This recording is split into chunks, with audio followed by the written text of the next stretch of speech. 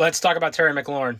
Obviously, Terry McLaurin in a contract dispute with the Washington Commanders. Bunch of different ways this negotiation can go these days, and let's cover the basis of that. First of all, he could get a deal done, which probably would be worth a little more than what we're seeing at the top of this list. I think it'd probably be in the low 30s, high 20s. Obviously, that's the discussion right now in Washington. I'm going to put that at about, let's say, a 40% chance that happens. I still think there's a lot of time for him to come to a deal, and he would play week 1. However, it's not the most likely outcome, and I'll tell you why in a second. In the other 60% of outcomes, he probably doesn't get a deal. I think that's the more likely thing that's going to happen at this point. And obviously, that doesn't mean necessarily he's going to get traded. So let's talk about what that means. McLaurin's been the model of consistency in his career, and part of the reason you pay a guy like that is because you expect him to put up 1,000 yards every season. And sitting out a full year takes away from that model of consistency. So I do think in about 90% of the outcomes where he doesn't sign a deal, he's still probably playing for the Commanders week 1.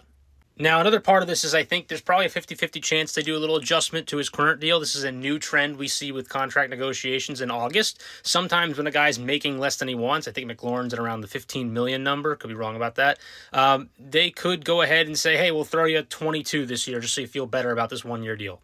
And then, of course, there is that 10% chance he still doesn't play. And I think that would be probably unwise from his perspective. Washington wouldn't want it. They would have to not have any trade in mind either. It's a weird outcome where he gets no deal done and still doesn't play. I don't think it's very likely. The franchise tag number in 2025 for wide receivers was in the low 20s. It'll probably hit the upper 20s next year. It's much lower than what the negotiating number is right now for McLaurin. So Washington stands the ability to tag him in the spring if they want to.